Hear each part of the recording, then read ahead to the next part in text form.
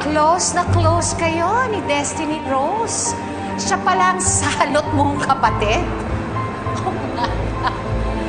Alam mo, magaling na writer talaga yan si Destiny Rose. Or shall I say, Joey? And I'm sure magiging bestseller na naman tong ginawa niyang nobela tungkol sa isang lalaki na naging babae. Or his true story. Nagpakatotoo lang si Destiny sa sarili niya. Oh yes, of course, sa sarili niya. Eh dun sa mga taong niloko niya. Especially sa boyfriend niyang si Gabriel. Oh my God! Kung ako si Gabriel, ako mandidiri ako sa kanya. Isipin mo, lalaki nagtago sa palda ng babae para makakuha lang ng lalaki? Oh my! Kahit ano pang sabihin ko, hindi niyo po maiintindihan ng kapatid ko. Dahil hindi niyo siya kilala. At hindi niyo rin alam kung gaano kahirap ang pinagdadaanan niya. Well, ngayon, kilala ko na siya. At kilala ko na rin yung mundong ginagalawan niya. At alam mo kung gaano kataas ang naabot niya?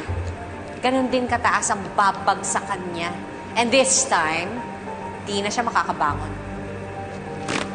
Alam mo, Miss Matilda, hindi ko alam kung bakit kaya niyong matuwa sa nangyari sa kapatid ko. Gayong meron din kayong kapatid na katulad ni Joey. Hindi rin ako magtataka kung bakit mas tinuring na pamilya ni Sir Armani si Destiny. Dahil ang sarili niyang kapatid, hindi siya kayang tanggapin.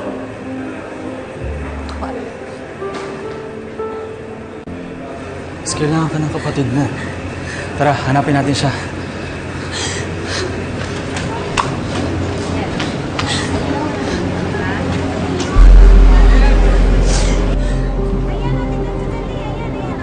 Jasmine! Pipil, tama na yan. Bakit? Hoy! Ang ganda ng pasabog ko kanina, di ba? Pwede na ba ako maging writer? Sabi ko naman kasi sa inyo, April, may araw rin kayo eh. Araw na lalanta sa mabango at namumukadkad mong si Destiny Rose. Ay! Si Joey pala. Hoy, ang galing na nag-opera sa kanya. Mukha talaga siyang babae. Ay! Di ba bago lang tayo pagkakilala ngayon? Di ba dati ka bang lalaki?